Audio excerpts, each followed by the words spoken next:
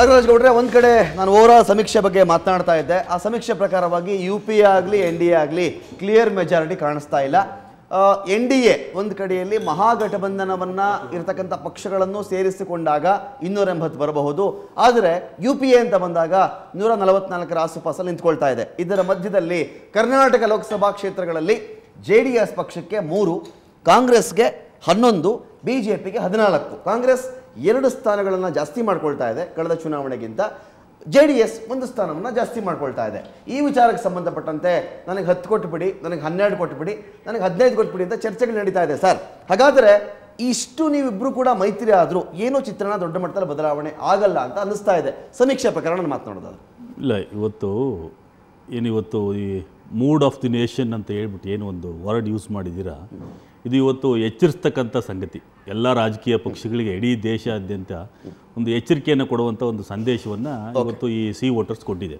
ನಮ್ಮ ಕರ್ನಾಟಕಕ್ಕೆ ಸಂಬಂಧಪಟ್ಟಂತೆ ನಮ್ಮಲ್ಲಿ ಇನ್ನೂ ಮಹಾಗಠಬಂಧನ್ನಲ್ಲಿ ನಾವು ಏನು 2 ಪಕ್ಷಗಳು ನಾವು ಒಟ್ಟಾಗಬೇಕು ಅನ್ನೋದು ಉದ್ದೇಶ 2 ಪಕ್ಷಗಳಲ್ಲಿ ಬಂದಿದೆ. ಇನ್ನು ನಾವು ಸೀಟು ಹಂಚಿಕೆ ವಿಚಾರದಲ್ಲಿ ಇನ್ನೂ ಫೈನಲ್ ಡಿಸಿಷನ್ಗೆ ಬಂದಿಲ್ಲ ನಾವಿನ್ನು. ಸೊ ಅದು ಆಗುತ್ತೆ, ಅದಾದಮೇಲೆ ನಿಮಗೆ ಚಿತ್ರಣ ಬದಲಾಗ್ತದೆ. ಇವತ್ತೇನು ನಾವು ನಿಮ್ಮ ಎಕ್ಸ್ಪೆಕ್ಟೇಷನ್ ಖಂಡಿತವಾಗ್ಲೂ ಈಗ ನಮ್ಮ ವರಿಷ್ಠರು ಹೇಳಿರೋ ಪ್ರಕಾರ, ನಮ್ಮ ಮುಖ್ಯಮಂತ್ರಿಗಳು ಹೇಳಿರೋ ಪ್ರಕಾರ ನಾವು 10 ರಿಂದ 12 ಸ್ಥಾನಗಳನ್ನ JDS ಪಕ್ಷನೇ ಗೆಲ್ತದೆ. ಓಕೆ, ಕಾಂಗ್ರೆಸ್ ಉಳಿದಂಥ ಸೀಟ್ಗಳನ್ನ ಕಾಂಗ್ರೆಸ್ ಗೆಲ್ತದೆ. BJPನವರು 4 ರಿಂದ 5 ಸ್ಥಾನ ಗೆದ್ರೆ ಹೆಚ್ಚು. ಅಂದ್ರೆ ನೀವು ಕಾಂಗ್ರೆಸ್ ಸಮ ಬರ್ಬೇಕು ಅಲ್ಲಿಗೆ. ಖಂಡಿತವಾಗ್ಲೂ 12 24 ಅಂತ ಹೇಳಿದ್ರೆ ಉಳಿದಿರೋ ಒಂದು 4 ಸೀಟ್ಗಳು ಅವ್ರನ್ನ ಗೆಲ್ತಾರೆ. ನಿಮ್ಮ ಅಬ್ಸರ್ವೇಷನ್ ಪ್ರಶಾಂತ್ ನಾಥ್ ಅವ್ರನ್ನ ಮಾತನಾಡಿಸ್ಬಿಡ್ತೀನಿ. ಪ್ರಶಾಂತ್ ನಾಥ್, ಸಮೀಕ್ಷೆ ಆಚೆ ಬರ್ತಾ ಇದೆ, ಚುನಾವಣಾ ಪೂರ್ವ ಸಮೀಕ್ಷೆ, ಈ ವರ್ಷದ ಮೊದಲ ಚುನಾವಣಾ ಪೂರ್ವ ಸಮೀಕ್ಷೆ ಇದು. ನಿಮ್ಮ ರೀಡಿಂಗ್ ಏನು ಪ್ರಶಾಂತ್ ಇದರಲ್ಲಿ? ರಮಾಕಾಂತ್, ಕಳೆದ 6 ತಿಂಗಳಿಂದ ಸತತವಾಗಿ ನಡೀತಾ ಇರತಕ್ಕಂಥದ್ದು ವೋಟರ್ ಇರಲಿ, ಬೇರೆ ಬೇರೆ ಸಂಸ್ಥೆಗಳು, mood of the nation, India today ಅಲ್ಲಿ ಬರ್ತಾ ಇದೆ, ಆ ಸರ್ವೆಗಳನ್ನು ನೋಡಿದ್ರೆ ಒಂದು ಟ್ರೆಂಡ್ ಸ್ಪಷ್ಟವಾಗಿ ಕಾಣ್ತಾ ಇದೆ. BJP ಏನು 6 ತಿಂಗಳ ಹಿಂದಿನ ಸರ್ವೆವರೆಗೂ ಕೂಡ 290, 300ರವರೆಗಿನ ಸ್ಥಾನಗಳನ್ನು ಪಡಿಬಹುದು ಅಂತಕ್ಕಂಥ ಮಾತಿತ್ತು. ಯಾವಾಗ ಉತ್ತರ ಪ್ರದೇಶದಲ್ಲಿ ಸಪಾ ಬಸ್ಪಾಗಳು ಒಟ್ಟಾಗಿ ಬಂದು BJPಯ ಸ್ಥಾನಗಳು, BJP ಪ್ಲಸ್ NDA ಗಣನೀಯವಾಗಿ 220, 230ರತ್ತ ಹೋಗ್ತಾ ಇದೆ ಅಂತಕ್ಕಂಥದ್ದು ಸ್ಪಷ್ಟವಾಗಿ ಕಾಣ್ತಾ ಇದೆ. 255, 240, 230, 200, 180 ಪ್ರತಿಯೊಂದು ಮೈಲಿಗಲ್ಲಿಗೂ ತನ್ನದೇ ಆಗಿರ್ತಕ್ಕಂಥ ಸಮೀಕರಣಗಳಿವೆ. ಆ ಕಾರಣದಿಂದ ಕೂಡ ಇದು ಬಹಳ ಮುಖ್ಯವಾಗಿರ್ತಕ್ಕಂಥ ಸಂಗತಿ. ಆದ್ರೆ BJPಗೆ ಒಂದು ಸಮಾಧಾನ ಈ ಸರ್ವೆಗಳು ತೋರಿಸ್ತಾ ಇರತಕ್ಕಂಥದ್ದು, ಉತ್ತರ ಪ್ರದೇಶ ಹೊರತುಪಡಿಸಿದಲ್ಲಿ ಮಹಾರಾಷ್ಟ್ರದಲ್ಲಿ ಸ್ವಲ್ಪ ಮಟ್ಟಿಗಿನ ಲಾಸ್ ಕಂಡು ಬರ್ತಾ ಇದೆ. ಯಾಕಂದ್ರೆ BJP ಶಿವಸೇನಾ ಪ್ರತ್ಯೇಕವಾಗಿ ಸ್ಪರ್ಧಿಸಿದಾಗ ಅದರ ನೇರ ಲಾಭ ಕಾಂಗ್ರೆಸ್ NCPಗೆ ಆಗ್ತಾ ಇರೋದನ್ನ ಬಿಟ್ರೆ ದೊಡ್ಡ ಪ್ರಮಾಣದಲ್ಲಿ ಸ್ಲೈಡ್ BJP ಕಾಣ್ತಾ ಇಲ್ಲ. BJP 230, 240 ಬಂದರೂ ಕೂಡ ಕೆಲ ಮಿತ್ರ ಪಕ್ಷಗಳೊಡನೆ ಸೇರಿಕೊಂಡು ಕಾಬಲ್ ಮಾಡಿ ಒಂದು ಸರ್ಕಾರವನ್ನ ರಚಿಸಿಬಿಡಬಹುದೇನೋ. ಆದ್ರೆ BJPಯನ್ನ ಪವರ್ನಿಂದ ಆಚೆಗೆ ತಳ್ಳಬೇಕಾದ್ರೆ BJP 200ಕ್ಕಿಂತ ಕಡಿಮೆ ಬಂದಲ್ಲಿ ಮೋದಿ ಅಥವಾ BJPಯ ಇನ್ನಾರೋ ಪ್ರಧಾನಿ ಆಗ್ತಕ್ಕಂಥ ಸಾಧ್ಯತೆಗಳು ಸ್ಪಷ್ಟವಾಗಿ ಇಲ್ಲವಾಗ್ತವೆ. ಆದ್ರೆ 220, 30 ಬಂದಲ್ಲಿ ಮೋದಿ ಅವರನ್ನ ಪ್ರಧಾನಮಂತ್ರಿ ಮಾಡ್ಲಿಕ್ಕೆ ಬಿಡ್ತಾರಾ ಅಂತಕ್ಕಂಥದ್ದು ದೊಡ್ಡ ಪ್ರಶ್ನೆ. ಆದ್ರೆ ನನಗನ್ಸುತ್ತೆ BJP ಮತ್ತು ಮೋದಿ ಇನ್ನೊಮ್ಮೆ ಸರ್ಕಾರ ರಚನೆಯ ಹಾದಿ ಸುಗಮವಾಗಬೇಕಾದ್ರೆ ಉತ್ತರ ಪ್ರದೇಶದಲ್ಲಿ ಏನಾದ್ರೂ ಪರ್ಸೆಪ್ಷನ್ ಬದಲಾವಣೆ ಆಗಬೇಕು. SP-BSPಯ ಏನೊಂದು ಸವಾಲಿದೆ, ನಿನ್ನೆಯ ಪ್ರಿಯಾಂಕಾ ಗಾಂಧಿಯ ಚಾಲೆಂಜ್ ಏನ್ ಕಾಂಗ್ರೆಸ್ ನಿಂದ ಇದೆ, ಇದನ್ನ ಮೋದಿ ಶಾ ಹೇಗೆ ಎದುರಿಸ್ತಾರೆ, ನರೇಟಿವ್ ಅನ್ನ ಹೇಗೆ ಬದಲಾಯಿಸ್ತಾರೆ ಅನ್ನೋದ್ರ ಮೇಲೆ ಪ್ರಾಯಶಃ ಲೋಕಸಭಾ ಚುನಾವಣೆಯ ಫಲಿತಾಂಶದ ಸಮೀಕರಣಗಳು ಕೂಡ ಬದಲಾಗಿವೆ. ಮಹದೇವ್ ಪ್ರಕಾಶ್ ಅವರೇ, ಉತ್ತರ ಪ್ರದೇಶವೇ ಯಾಕಂತ ಹೇಳಿದ್ರೆ ಯಾರು ಉತ್ತರ ಪ್ರದೇಶವನ್ನ ಗೆಲ್ತಾರೋ ದೆಹಲಿಗೆ ಹತ್ರ ಆಗ್ತಾರೋ ಅವರು ಅಂತ ಮಾತು ಗೊತ್ತಿರತಕ್ಕಂಥ ಸಂಗತಿ. ಇದರ ಮಧ್ಯದಲ್ಲಿ ಮಹಾಗಠಬಂಧನ ಈ ಮಹಾಗಠಬಂಧನ ಅಂತ ಹೇಳಿದ್ರೆ ಎಲ್ಲಾ ಪಾರ್ಟಿಗಳು ಸೇರಿಬಿಟ್ಟಿದೆಯಪ್ಪ, ಸೇರಿ ಇವರೆಲ್ಲ ಸೀಟ್ ಹಂಚಿಕೆ ಮಾಡಿಕೊಂಡು ಏನೋ ಒಂದು ಪ್ಲಾನ್ ಮಾಡಿಕೊಂಡು ಒಟ್ಟಿಗೆ ನಮಗೆ ಕಾಂಗ್ರೆಸ್ ಸಹವಾಸನೂ ಬೇಡ, BJP ಸಹವಾಸನೂ ಬೇಡ ಅಂತೇಳಿ ಘಟಬಂಧನ ಮಾಡ್ಕೊಂಡಿದ್ದರೆ ಅದನ್ನು ಮಹಾಗಠಬಂಧನ ಅಂತ ಕರೆಯೋಣ ನಾವು. ಆದರೆ ಆಯಾ ರಾಜ್ಯಗಳಿಗೆ ಸಂಬಂಧಪಟ್ಟಂಥ ಹೊಂದಾಣಿಕೆಗಳು ಇವರೆಲ್ಲರೂ ನಾಳೆ ದಿನ ಒಂದೇ ವೇದಿಕೆಯಲ್ಲಿ ಕೈ ಎತ್ತಾ ಇದ್ದಾರಲ್ಲ, ಆ ಥರ ನಿಲ್ತಾರ ಇಲ್ವಾ ಒಂದು ಪ್ರಶ್ನಾರ್ಥಕ ಚಿಹ್ನೆ ಇದೆ ಅದರ ಹಿಂದೆ.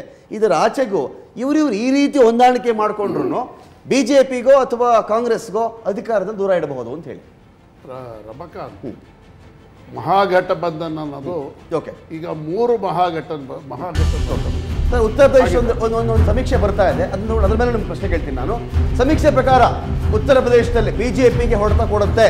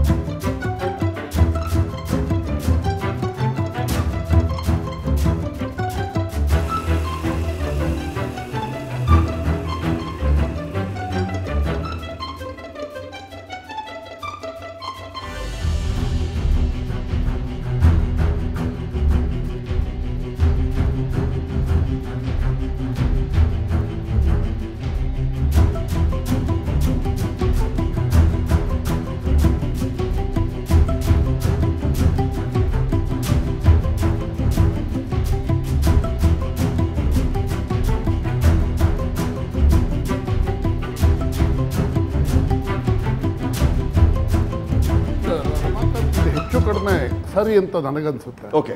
ಜೊತೆಗೆ ನೀವು 1989ರಿಂದ ಇಲ್ಲಿವರೆಗೂ 3 ಮಹಾಗಠಬಂಧನಗಳಾಗ್ತಾ ಇದೆ. ಓಕೆ. ಇವಾಗ ಈಗೇನು ಹೇಳ್ತಾ ಇದ್ದಾರೆ ಅಂತಂದ್ರೆ ಭಾರತೀಯ ಜನತಾ ಪಕ್ಷದ ವಿರುದ್ಧ ಒಂದು ಮಹಾಗಠಬಂಧನ ಮಹಾಮೈತ್ರಿ ಆಗುತ್ತೆ ಅಂತ ಎಲ್ಲ ಹೇಳ್ತಾ ಇದ್ರು. ಆದರೆ ಇತ್ತೀಚಿನ ಕಳೆದ 8-10 ದಿನಗಳ ಡೆವಲಪ್ಮೆಂಟ್ಸ್ಗಳನ್ನು ಗಮನಿಸಿದಾಗ ನೋಡಿ, ಉತ್ತರ ಪ್ರದೇಶದಲ್ಲಿ ಕಾಂಗ್ರೆಸ್ ಏಕಾಂಗಿಯಾಗಿ ಹೋಗ್ತಾ ಇದೆ. ತೀರಾ ನಿನ್ನೆಯ ಡೆವಲಪ್ಮೆಂಟು ತೆಲಂಗಾಣ ರಾಷ್ಟ್ರ ಸಮಿತಿಯ ವಿರುದ್ಧ ಕಾಂಗ್ರೆಸ್ ಮತ್ತು ತೆಲುಗು ದೇಶಂ ಜೊತೆಗೂಡಿ ಇದು ಚುನಾವಣೆಯನ್ನು ಎದುರಿಸ್ತು. ಆ ಮಹಾಕೂಟಮಿ ಅಂತ ಮಾಡ್ಕೊಂಡಿತ್ತಲ್ಲ, ಮಹಾಕೂಟಮಿ ಆಂಧ್ರದಲ್ಲೇ ಇಲ್ಲ. ಓಕೆ. ಆಂಧ್ರದಲ್ಲೂ ಕಾಂಗ್ರೆಸ್ ಸ್ವತಂತ್ರವಾಗಿ ಸ್ಪರ್ಧೆ ಮಾಡುವ ನಿರ್ಧಾರವನ್ನ ತಗೊಂಡಿದೆ. ಅಂದ್ರೆ ಇದನ್ನ ಗಮನಿಸ್ತಾ ಹೋದಾಗ ಒಂದು ಅಂಶ, ಕಾಂಗ್ರೆಸ್ ಸ್ವತಂತ್ರ ನಿರ್ಧಾರ ಅನ್ನೋದಕ್ಕಿಂತ ಹೆಚ್ಚಾಗಿ ಕಾಂಗ್ರೆಸ್ ಆವಾಸ ನಮಗೆ ಬೇಡ ಅಂತ ಹೇಳಿದ ಪಾರ್ಟಿ ನಿಜ ರಮಕಾಂತ್, ಅದನ್ನೇ ನಾ ಹೇಳ್ತಾ ಇರೋದು. ಕಾಂಗ್ರೆಸ್ ಅನ್ನ ಉತ್ತರ ಪ್ರದೇಶದಲ್ಲಿ BSP SP ರಿಜೆಕ್ಟ್ ಮಾಡಿದೆ. ಪ್ರಾಯಶಃ ಆಂಧ್ರದಲ್ಲೂ ಕಾಂಗ್ರೆಸ್ ಅನ್ನ ರಿಜೆಕ್ಟ್ ಮಾಡಿರಬಹುದು. ಮತ್ತೆ ರಾಜಸ್ಥಾನ, ಮಧ್ಯಪ್ರದೇಶ, ಛತ್ತೀಸ್ಗಢ, ಗುಜರಾತ್ ಇಲ್ಲಿ ಕಾಂಗ್ರೆಸ್ ಸಹಜವಾಗಿ ಇಂಡಿಪೆಂಡೆಂಟ್ ಆಗಿ ಸ್ಪರ್ಧೆ ಮಾಡುತ್ತೆ. ಕರ್ನಾಟಕದಲ್ಲಿ ಏನಾಗುತ್ತೋ ಗೊತ್ತಿಲ್ಲ. ಯಾಕೆಂದ್ರೆ ಸಿದ್ದರಾಮಯ್ಯ ಅಂಡ್ ಗ್ರೂಪ್ ಏನಾದ್ರೂ ಆಗಲಿ ಕರ್ನಾಟಕದಲ್ಲಿ ಕಾಂಗ್ರೆಸ್ ಸ್ವತಂತ್ರವಾಗಿ ಸ್ಪರ್ಧೆ ಮಾಡಬೇಕು, ಮೈತ್ರಿ ಮಾಡ್ಕೊಳ್ಳೋದು ಬೇಡ ಅಂತ ಇದೆ. ಹಾಗಾಗಿ ನನಗನ್ಸುತ್ತೆ ಭಾರತದ ಉದ್ದಗಲಕ್ಕೂ 3 ಮಹಾಮೈತ್ರಿಕೂಟಗಳು ಏರ್ಪಡುತ್ತೆ. ಒಂದು ಭಾರತೀಯ ಜನತಾ ಪಕ್ಷದ ನೇತೃತ್ವದ ಮೈತ್ರಿಕೂಟ ಮಹಾ ಅಲ್ಲ ಮೈತ್ರಿಕೂಟ, ಕಾಂಗ್ರೆಸ್ ನೇತೃತ್ವದ ಮೈತ್ರಿಕೂಟ, ರಿಜನಲ್ ಪಾರ್ಟಿಗಳ ಮೈತ್ರಿಕೂಟ 3 ಆಗುತ್ತೆ. ನೋಡಿ, 1989ರಿಂದ ಇಲ್ಲಿಯವರೆಗೆ ಏನೇನಾಯಿತು, ಯಾವ್ಯಾವ ಪಕ್ಷಗಳು ಎಷ್ಟೆಷ್ಟು ಸ್ಥಾನಗಳನ್ನು ಗಳಿಸಿದ್ರು ಅನ್ನೋ ವಿವರ ಹೇಳ್ತೀನಿ. 1989ರಲ್ಲಿ ಕಾಂಗ್ರೆಸ್ 197 ಸ್ಥಾನ ಗಳಿಸ್ತು, ಭಾರತೀಯ ಜನತಾ ಪಕ್ಷ 85 ಗಳಿಸಿತ್ತು. ಅವಾಗ ರಿಜನಲ್ ಪಾರ್ಟೀಸ್ ಹೈಯೆಸ್ಟ್ ಆಸರಿನೇ ಬಂದದ್ದು. 262 ಕ್ಷೇತ್ರಗಳಲ್ಲಿ ರಿಜನಲ್ ಪಾರ್ಟೀಸ್ ಗೆದ್ದು. 1991ನಲ್ಲಿ 232 ಕಾಂಗ್ರೆಸ್, 120 ಬಿಜೆಪಿ, ರಿಜನಲ್ ಪಾರ್ಟೀಸ್ 192. 1996 ಅಲ್ಲಿ 140 ಕಾಂಗ್ರೆಸ್, 161 ಬಿಜೆಪಿ, ರಿಜನಲ್ ಪಾರ್ಟೀಸ್ 243. 1998 ಅಲ್ಲಿ 141 ಕಾಂಗ್ರೆಸ್, 182 ಬಿಜೆಪಿ, ರಿಜನಲ್ ಪಾರ್ಟೀಸ್ 221.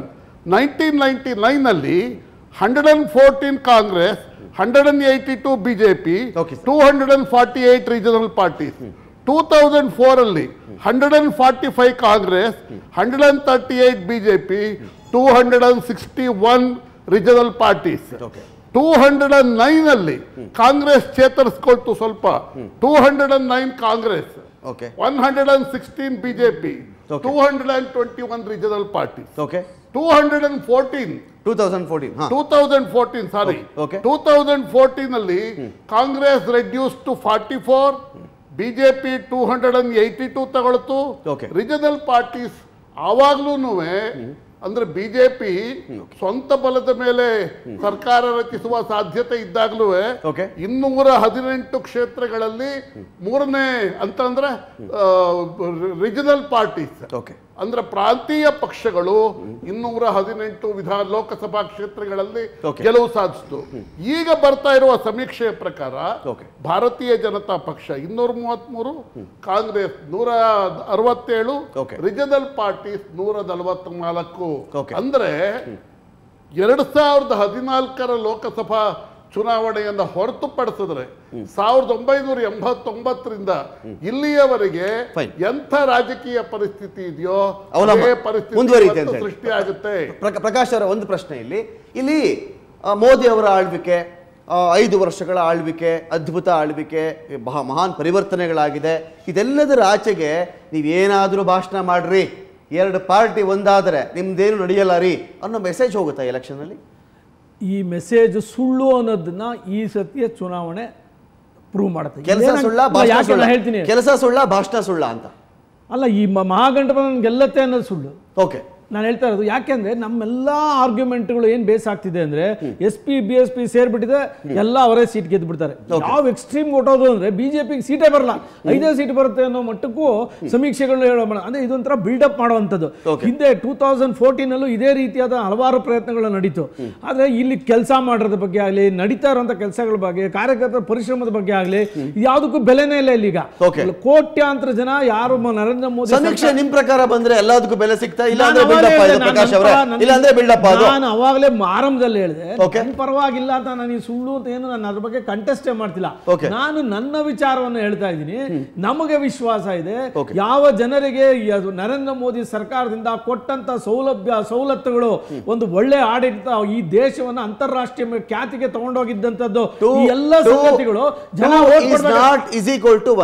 ಎರಡು ಒಂದಕ್ಕೆ ಸಮವಲ್ಲ ಅನ್ನೋದು ಪ್ರೂವ್ ಆಗ್ತಾ ಇದೆಯಾ ಅಂತ ಇದ್ರ ಪ್ರಕಾರ ತುಂಬಾ ಸಿಂಪಲ್ ಕ್ವೆಶ್ಚನ್. ರಾಷ್ಟ್ರದ ಪ್ರಶ್ನೆ ಬಂದಾಗ ಅವ್ರು ಹೇಳ್ತಾರೆ ಸರ್ 12 JDS ಬರುತ್ತೆ, 11-12 ಕಾಂಗ್ರೆಸ್ ಬರುತ್ತೆ, ಉಳಿದಿರೋದು ಹಂಚ್ಕೊಳ್ತೀರಿ ಅಂತ ಮಾತಾಡ್ತಾರೆ ಅವರು. ನಾಗರಾಜ್ ಗೌಡ್ರು ಏನ್ ಹೇಳಿದ್ರೆ ನಾನು ಕಂಟೆಸ್ಟ್ ಮಾಡಕ್ ಹೋಗೋದಿಲ್ಲ, ಯಾಕಂದ್ರೆ ನಾನು ನೋ ಬಡಿ ಟು ಸೇ ನಿಮಗೆ ಬರಲ್ರಿ ಅಂತ ನಾನು ಹೇಳಕ್ ಹೋಗೋದಿಲ್ಲ.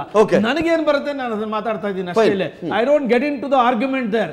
ನನ್ನ ಪಾಯಿಂಟ್ ಇರುವಂತದ್ದು, ಈ ದೇಶದ ಜನ ದೇಶದ ಹಿತವನ್ನ ಮುಂದಿಟ್ಕೊಂಡು ಓಟ್ ಹಾಕ್ತಾರೆ ವಿನಃ ಯಾವ್ದೋ ಇಬ್ರು ಸೋತು ನೆಲ ಕಚ್ಚಿರುವಂತ ಪಾರ್ಟಿಗಳು ತಮ್ಮ ಅಸ್ತಿತ್ವನ ಉಳಿಸ್ಕೊಳ್ಳಕ್ಕೆ ಜೊತೆಗೆ ಸೇರ್ಬಿಟ್ರು, ಆ ಜಾತಿಯ ಆಧಾರದ ಮೇಲೆ ನಾವು ಓಟ್ಗಳು ತಗೊಂಡು ನಾವು ಗೆದ್ದು ಬಿಡ್ತೀವಿ, ನರೇಂದ್ರ ಮೋದಿಯನ್ನ ಮಣಿಸ್ಬಿಡ್ತೀವಿ ಅಂತ ಹೇಳುವಂತದ್ದು ಇದೆಯಲ್ಲ, ಇದು ನಾವು ಜನರ ಪ್ರಶ್ನೆ. ಯಾರು ಏನೇ ಮಾತನಾಡ್ಕೊಳ್ಳಿ ಸರ್, ಈ ದೇಶದಲ್ಲಿ ಜಾತಿಯಿಂದ ಆಚೆಗೆ ರಾಜಕಾರಣ ನಡೆದಿಲ್ಲ ಸರ್. ಜಾತಿ ಚುನಾವಣಾ ರಾಜಕಾರಣದ ಅಲ್ಟಿಮೇಟ್ ಟ್ರುತ್ ಸರ್, ಅದು ಅಲ್ಟಿಮೇಟ್ ಟ್ರುತ್ ಅದು ಸರ್. ಜಾತಿ ರಾಜಕಾರಣದ ಬಂಡವಾಳ ಮಾಡಿಕೊಂಡು ಅಂಗಡಿ ವ್ಯಾಪಾರ ಮಾಡ್ತಾ ಇರ್ತಕ್ಕಂಥ ಭಾರತೀಯ ಜನತಾ ಪಕ್ಷದ ನನ್ನ ಸ್ನೇಹಿತರಿಗೆ ಚೆನ್ನಾಗಿ ಗೊತ್ತು. ಕಾಂಗ್ರೆಸ್ ಅದಕ್ಕಿಂತ ದೂರ ನಿಂತ್ಕೊಂಡಿದೆ ಇದರಿಂದ. ಕರ್ನಾಟಕ ಹೇಳ್ತೀನಿ, ಒಂದು ಗೆಳೆಯರಾದ ಮಹದೇವ ಪ್ರಕಾಶ್ ಅವರು ಸುದೀರ್ಘವಾದಂಥ ಉದಾಹರಣೆಗಳನ್ನ ಸಂಖ್ಯೆಗಳ ಮೂಲಕ ಕೊಟ್ಟರು. ಆದರೆ ನಾವೆಲ್ಲರೂ ಕೂಡ ಭಾರತೀಯ ಮತದಾರನ ಭಾಳ ಅಂಡರ್ ಎಸ್ಟಿಮೇಟ್ ಮಾಡ್ತಾ ಇದ್ದೀವಿ. ಈ ದೇಶದಲ್ಲಿ 84ರಲ್ಲಿ BJPಗೆ ಇಬ್ಬರು ಗೆದ್ದಿದ್ರು, ಕಾಂಗ್ರೆಸ್ 480 ಗೆದ್ದಿತ್ತು. ಕೇವಲ 16 ಸ್ಥಾನ ಗೆದ್ದ ದೇವೇಗೌಡರು ದೇಶದ ಪ್ರಧಾನಮಂತ್ರಿನೇ ಹಾಕಿದ್ರು. ಭಾರತದ ಮತದಾರ ಏನೆಲ್ಲ ಆಶ್ಚರ್ಯಗಳನ್ನ ಮಾಡಿ ಹಾಕ್ಬಿಡ್ತಾನೆ. ಅದು ಒಂದು ಮಾತ್ರ ಸತ್ಯ, ಈ ಕಾರ್ಯಕ್ರಮಗಳ ಮೂಲಕ, ನಂಬಿಕೆಗಳ ಮೂಲಕ ಬಹುಶಃ ಇಡೀ ದೇಶದ ಜನತಂತ್ರ ವ್ಯವಸ್ಥೆ ವಾಕರಿಕೆ ಪಟ್ಟುಕೊಳ್ಳುವಷ್ಟು ನರೇಂದ್ರ ಮೋದಿಯ ಬಗ್ಗೆ ಹತಾಶರಾಗಿದ್ದಾರೆ. ನರೇಂದ್ರ ಮೋದಿಯ ವಿರುದ್ಧ ಚಲಾಯಿಸುವ ಮತದ ಮೂಲಕವೇ ಕೂಡ ಭಾರತೀಯ ಜನತಾ ಪಕ್ಷ ಇತಿಹಾಸದ ಕಸಬುಟ್ಟಿಗೆ ಹೋಗ್ತದೆ ಎಂಬತಕ್ಕಂಥ ಗೋಡೆಯ ಮೇಲೆ ಬಳಸೋ ಭಾಷೆಗಳ ಬಗ್ಗೆ ಎಚ್ಚರ ಇರಲಿ. ನೀವು ಮಾಡಿರೋ ಅನಾಹುತಗಳು ಈ ದೇಶದಲ್ಲಿ 70 ವರ್ಷದಲ್ಲಿ ದೇಶವನ್ನ ನಿಮ್ಮ ದೇಶ ಹಂಗಂದ್ರೆ ನಾನು ಹೇಳ್ಬೇಕಾದ್ರೆ